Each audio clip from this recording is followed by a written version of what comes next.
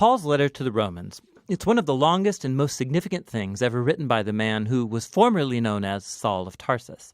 He was a Jewish rabbi belonging to a group known as the Pharisees, and he was passionate and devout to the Torah of Moses and the traditions of Israel. And he saw Jesus and his followers as a threat.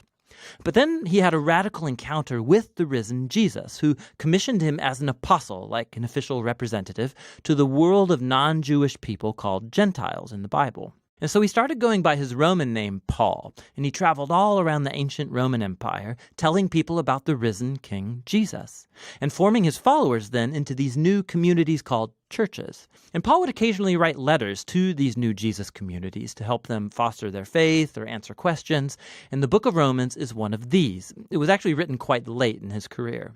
Now, we know from the book of Acts that the church in Rome had existed for some time, that it was made up of Jewish and non-Jewish followers of Jesus. But at one point, the Roman Emperor Claudius had expelled all of the Jewish people from Rome.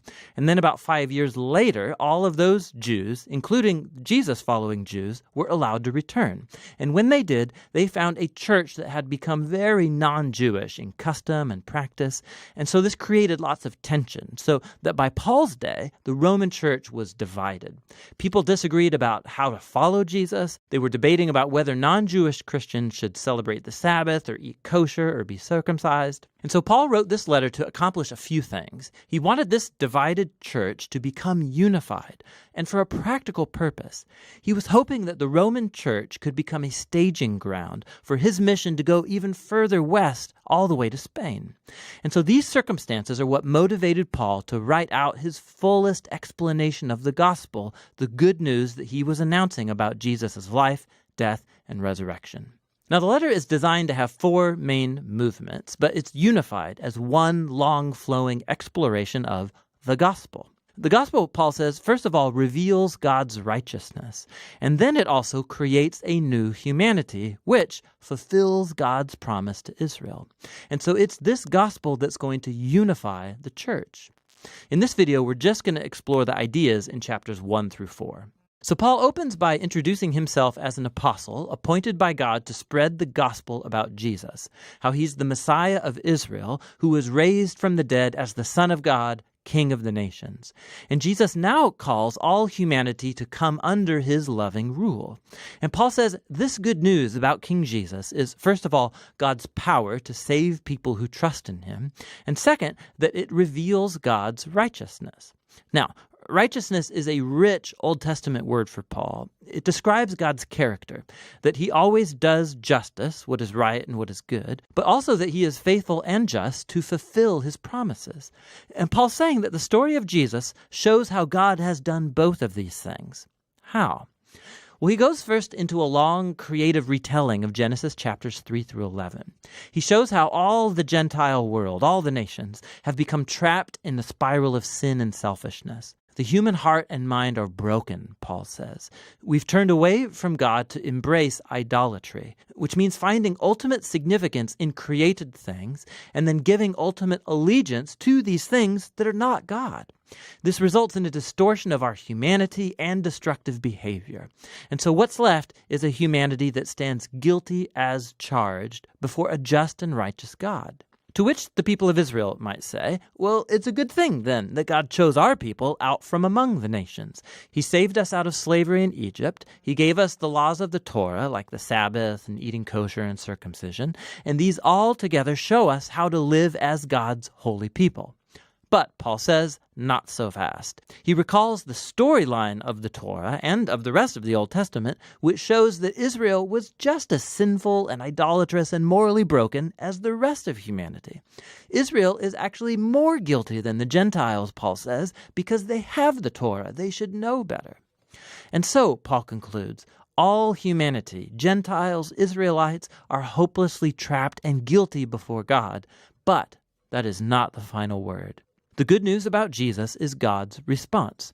Instead of holding humanity guilty, Jesus came as Israel's Messiah to die on behalf of all people as a sacrifice for sins.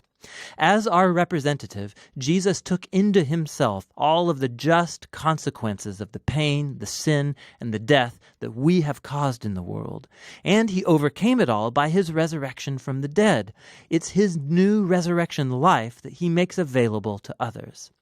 Jesus became what we are so that we might become what he is. And all of this, Paul says, is how God justifies those who trust or have faith in Jesus. Now, justification is another rich Old Testament term for Paul, and it's related to God's righteousness. It literally means to declare righteous. Because of what Jesus did on our behalf, we are given a new status before God. Instead of finding us guilty, God declares that a person is in a right relationship with him and is forgiven. Justification results in a new family.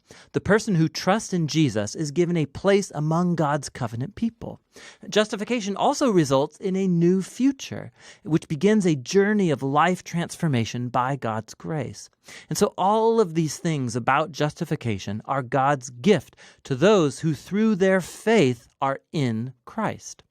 And so this leads Paul in chapter 4 to explore the huge implications that all of this has for who can be a part of God's covenant family. He goes back to the story of Abraham in Genesis chapter 15. Before any of the laws of the Torah were given to Israel, Abraham was justified or declared righteous before God. How? Well, God promised that Abraham would become a father of a large multi-ethnic family that would receive God's blessing. But he and his wife Sarah, they were really old. They had never been able to have children. But nonetheless, Abraham had radical faith and trust in God's promise, and so God declared him to be righteous. And so Paul says, now Abraham has become the father of God's new covenant family, and it's spreading all around the world. It's made up of Jews and Gentiles who have the same kind of faith and trust in the one who fulfilled God's promise to Abraham, Jesus the Messiah. So let's pause and summarize Paul's main ideas here in chapters 1 through 4, because they're the foundation for understanding the rest of the letter. All humanity is hopelessly trapped in sin and needs to be rescued. That rescue, however, is not going to happen by people trying to obey the laws of the Torah. Rather, God's righteous character has moved him to rescue the world through Jesus' death and resurrection, so that he could create that multi-ethnic family of Abraham based on faith as his own new covenant people. And so Paul's going to go on to show how this new family is a part of something much, much bigger that calls them to a whole new way of life together. But it's all going to be rooted in these core ideas explored in chapters 1 through 4 of Paul's letter to the Romans.